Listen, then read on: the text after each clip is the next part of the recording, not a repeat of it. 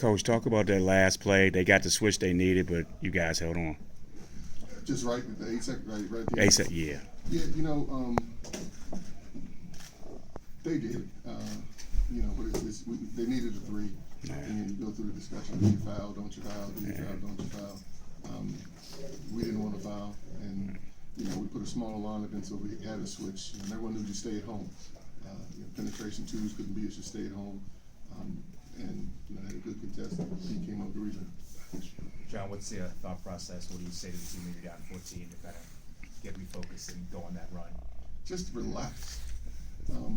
We were making some poor decisions at the offensive end, and then getting frustrated, which led to easy baskets for them. Transition baskets at the defensive end. So just relax. We start off the half. I think this is accurate. Jagan comes down and misses a layup. The next play, Jagan's wide up under the basket. We throw it away, and then you get deflated in the meet. But you can't let that affect you down the other end. Who gave them easy shots? And so just breathe, fellas. Just slow down, relax, and just execute. Because from an offensive perspective, I thought for most of the night we got what we wanted, and it was just we had to find a way to not let them stress it. They were scoring too easily, uncontested easy shots. We just had to take that away. John, you mentioned yesterday you can't beat Uconn unless you rebound the ball. You finished +10. I think you're up 8-2 on offensive rebound in the second half. Kind of what do you attribute that to? Just effort, or? I think so. I think our guys were locked in and focused on that. You can't beat that team. A large part of their and they got in foul trouble a little bit, the big fella, and so but a large part of their offense is throw it up and go get it. And so I thought we did, for the most part, a good job of limiting them to one shot. 5 offensive rebounds for them is probably well below what they normally get. I don't know for sure. Coach Holly was praising LJ's hustle in particular on that sequence where you guys got the 3 offensive rebounds and you got the put back, and then his overall play in the second half. I think he has 16 points. Your thoughts on his performance down the stretch?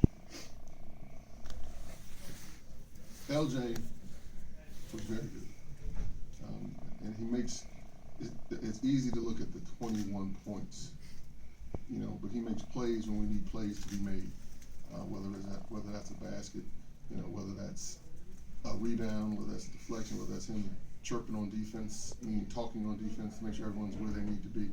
And so, tonight coming down the stretch, we go down, and a lot of us fighting back was led by him. And at the end, when you have to hold on to it, a lot of that was led by him. Are the big plays maybe a sign that come from your team, not just from LJ, but across the board? Guys got some key rebounds, got some block shots, free throws. Is that something that we can expect going forward? I hope so. That's the plan. But if you look at someone, like Marcus, look at Marcus's line today. 8 points, 6 rebounds, 6 assists. So we need everyone, when your number's called, be ready to step up, be ready to contribute. I think, we were able to do that today. And the big fella to my left here, when he's energized and engaged, he's a load. He's a load. Not too many people can mess with him at either end of the court. And we just got to figure out how to get that electric shock thing out to make sure he's energized and engaged. Because when he's engaged, and a lot of what we did coming down the end of the second half was just playing through Jessie. We knew they were doubling. He was strong he's a good passer, and he was able to pick apart and find out who was open. John, you said you weren't really excited about playing a non-conference game at this point in the season, but at the same point, it was good to get have the rivalry again with Connecticut. What was it like just to be out there from that perspective, to see that team on the other side? No, it's two different things right there. Without a doubt, both points are important. In a perfect world, we aren't playing a non-conference game this time of year. We're focusing on now. Now we have 1 day turnaround for Providence, and so that's not an ideal situation. But that being said, looking down the other end and seeing Connecticut is a good thing. Just like Syracuse is a good thing. It's they're in a different conference now, but as I said yesterday, much of our history is intertwined, and there's so many memories of games and players and teams that, going against them that. If you're going to have a tough out of conference game, that's an opponent that we want. Yeah, Jessie, just kind of 2-part question. What's kind of your thought process down 14 to kind of refocus and help with that comeback? And then the second part is, What can a win like this do for confidence down the rest of the way?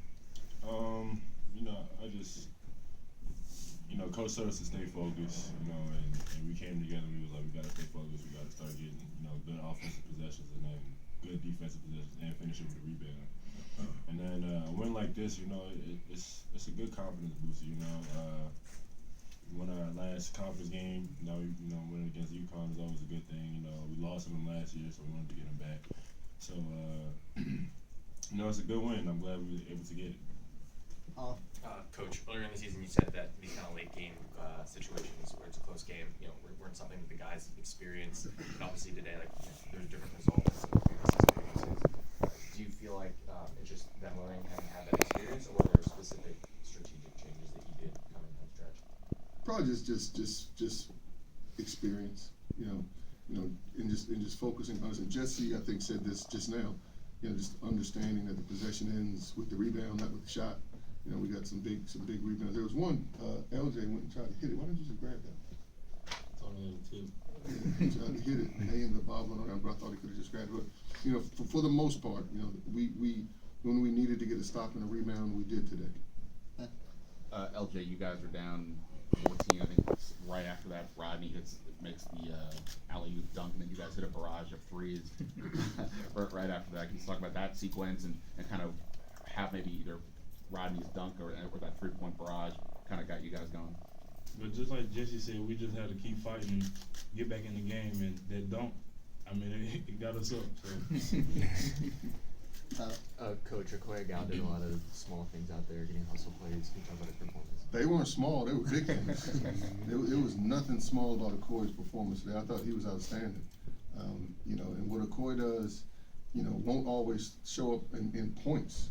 With him flying around, blocking shots. It hasn't done for one block. I thought he had a lot more than that. But contesting them at the rim, taking a couple of big charge he took, big charge he took. Offensively, he ran down at least 2 offensive rebounds that we had to get. And that's when he's flying around like that, he's good and we're good. And it won't always, very seldom will it show up in the points column. But I thought Okoye was outstanding today. Gino? Yeah, LJ, for you in the second half, 16 points, 4 rebounds, and 3 assists. Was there something you took it upon yourself personally to try to attack more in the second half? Well, I thought I was attacking in this first half. I just made shots in the second half. Talk about defending number 2 in ball screen action. He's becoming really good in that. Really good. I thought that, between Jagan and John Moore, they did a good job, but Adams is good. He's good, and they do a good job when he gives it up, of giving it right back to him. And so, it's hard because he has the ball so much. And they spread you out. And they do a really good job. I'm sitting here now trying to run the game through in my head. But, everybody else we've seen him play, he comes off that and he gets like 2 or 3 lobs at the rim today. They didn't get that. They got some dunks, but they didn't get that play, did they? But I thought what you have to do is the bigs have to get up there and jam him, because if he has freedom, he's gonna pick you apart. And whenever he had space and freedom today, he picked us apart.